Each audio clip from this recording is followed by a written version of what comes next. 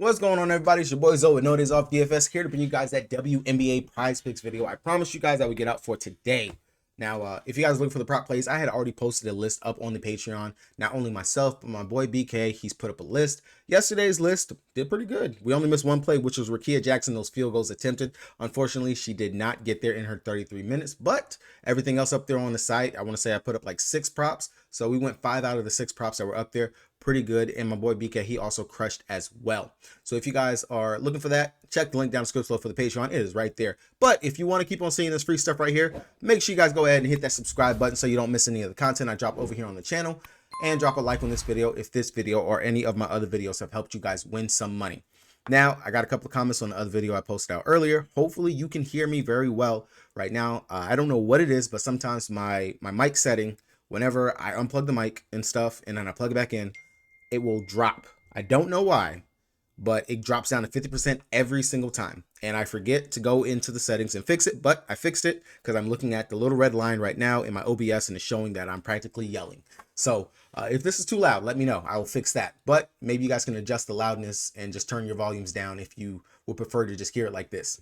Now, going over here to Prizepicks, there's a couple of plays that I want to get to, and there's several of them in the first game, which is pretty much the game of the night. This game has quite some implications, especially when you look at the standings over here. The Indiana Fever, of course, they're sitting in 6th, and they could just continue to solidify that spot right there. I highly doubt they'll be able to reach up to get to like home court advantage or anything like that, but the Las Vegas Aces, they are in danger of losing home court advantage for the playoffs. If they lose this game tonight, and Seattle, of course, they're going up against the Sparks. They should win that straight up out. There's one more game that the Las Vegas Aces and the Storm have to play on the 17th, which will be, if the Storm win, they'll be tied because then they'll be 2-2 on the series. Right now, the Aces currently own the tiebreaker, quote unquote, but there's definitely some implications that have to be done. The Storm, they're going to be coming out. They're going to be trying to play because they still have a chance to win home court advantage. Same thing for the Las Vegas Aces.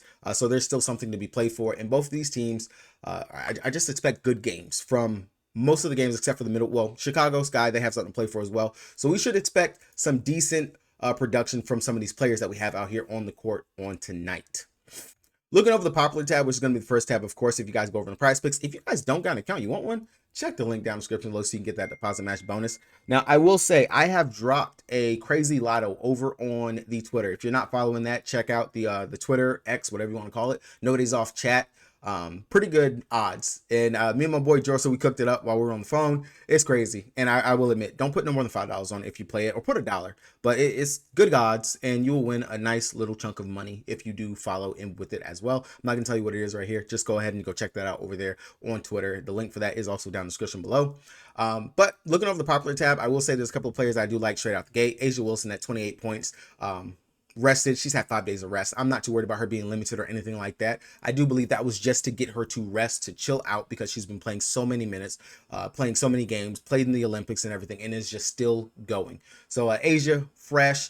She's played pretty well going up against the Indiana Fever in the 2 games that they have played. In the second game that they played, which is the more recent game, A'ja went out there, she dropped 28 points, so this would be a push if she was. And then the first game, she went out there and she dropped 29 points. So I don't mind going ahead and getting the push factor that we can get from A'ja.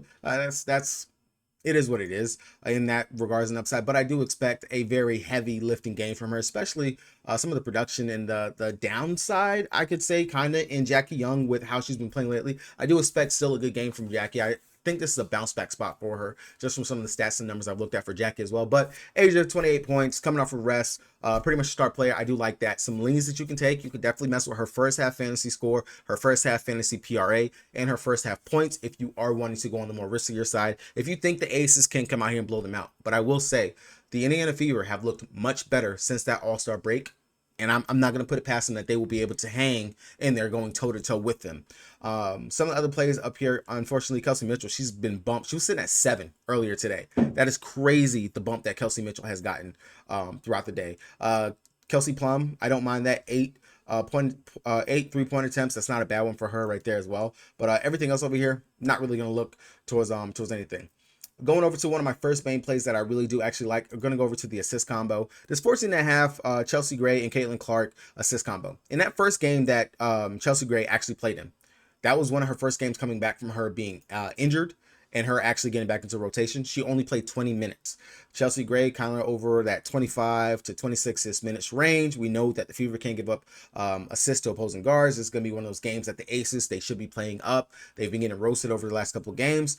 Chelsea, I would expect a much better game from her here in this spot, especially for the fact that she will actually have her minutes. In Chelsea Gray's away game, she's averaging roughly about 5 assists a game. And of course, she only played them once, but she did have 4 assists in those 20 minutes. I would imagine that would actually go up here. Now, Caitlin Clark on the other side, I do imagine that she might get blitzed, double teamed in this game, of course, with the tenacity defense that we would expect of Jackie Young, Kelsey Plum, if she tries to pick her up, maybe some full court, half court press and things like that. I'd imagine that she is going to have to get that ball out of her hands, in addition to some of her other players that can go out there and actually score. In Boston, Alyssa Smith, Lexi Hall inside of a corner, or K Mitch whenever she's jacking up those crazy threes.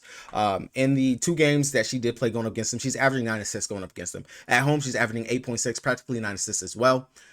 If both of them come out there and give their averages of what they're averaging for their assists, they should be able to clear this 14.5 assist line. Granted, I do kind of imagine that Caitlin Clark is going to have to do the heavy lifting on this assist line, but I do like that 14.5. Now, of course, with that being said, you can come over here, and I love Caitlin's 7.5 assist line. Love that. I will play that. No problem. She's averaging over 8 assists at home. She's also averaging 9 assists going up against them. I will take that all day, every day. Same thing for Chelsea Gray over here at the 3.5 assists. She's cleared that in the first game going up against them, and she's averaging 5 assists. That's some value we can get over here for this Green Goblin. So both of these I have no problem with, and I would actually take them.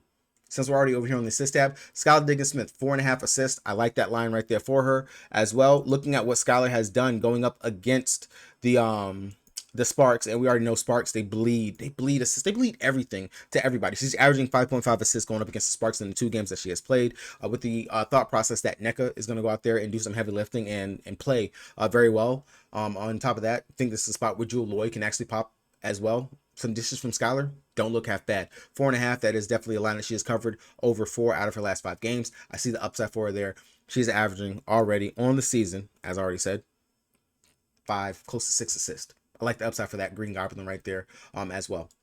Another prop that definitely has stuck out to me, and this player, granted, when you look at it, you got to pay attention that they're down players. She's pretty much going to be playing majority of the game. They have to win. They are trying to go out here and win.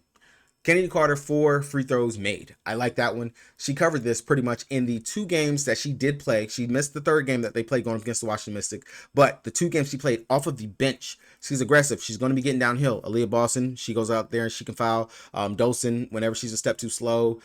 Everybody that they will throw out here for the Washington Mystics, they definitely can pick up some fouls, especially with the downhill threat that Kennedy Carter can and will be going out here. The ball will be in her hands, high usage rate. Love the upside for the 4 free throws made that they have her line at. Another one that did stick out to me was Skylar Diggins-Smith, just for how aggressive she has been. We already know that the Sparks, they are a weak defensive team.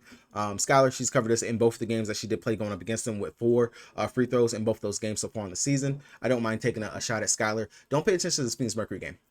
She played, what, 25-ish minutes? She didn't even have to play a full game. They blew them out. So I'm not too worried in regards to Skylar actually covering that one. But this one, I don't hate it. My more favorable one will be the Kennedy Carter right there for that.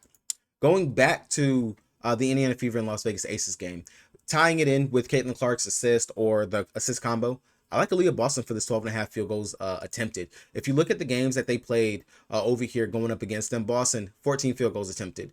Over here in this one, 17 field goals attempted. She's going to actually go out there and cook. I don't mind her, especially with just the thought process that Clark, she's going to have some issues going out there and trying to score. 12 field goals attempted for Clark in the second game, 8 field goals attempted for Clark in the first game.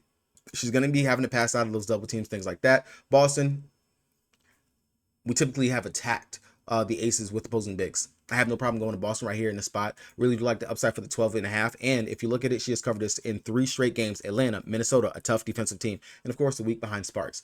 She's right now on a roll. She's seeing her shot attempts go up. Looks like Kelsey Mitchell might be taking a little bit of a backseat, coming back a little bit after taking all those shot attempts. And we are seeing the young duo in Boston and Caitlin Clark actually get going. I love the upside for that 12.5 field goals attempted for her as well right here. And then last but not least is going to be one that the game logs don't look that great, especially over the last couple of games, but that's what makes this even better to me. Nneka Ogwumike at 15.5 points.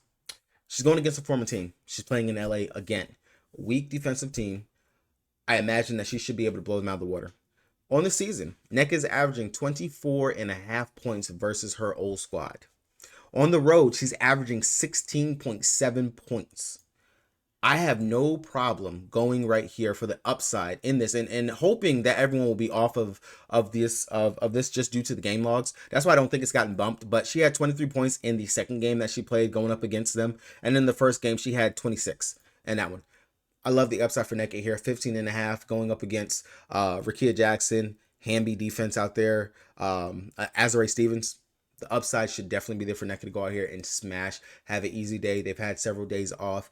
We already know that opposing bigs have crushed going up against Seattle. Look at what AT, almost another triple-double last night going up against them. Bree Jones was out there crushing against the Sparks in back-to-back games. I have no problem going right here to Nneka. Love the upside for the 15.5. The game logs are there. The defensive matchup is there. And also the narrative that she's going up against a former team. All of that is there for her. And I love it. I definitely would pair that up with some of the Green Goblins that we've already gone over for today. If you want to go ahead and play safe, 11.5. I don't mind taking that one at all as well. She's covered that in 3 out of her last 5 games. But if you want the upside, you want a regular 3x that you can pair up with something else over here on the board, that 15.5 points definitely should be green. And I could definitely see that one greening out right there for her. But all right, guys, that's gonna do it for me. Hopefully I gave you guys some nuggets, some things that you guys can actually take. Let me know down in the comment section if you want to see some different stuff, or want me to cover something else in regards to going over the props, things like that. I definitely will oblige, just because doing these prop videos, I do enjoy it, giving it to you guys. Again, more content over here on the channel. Hopefully you guys got a little something from it. Cash out, and we got football back. Gonna have some plays for that up tomorrow. Peace.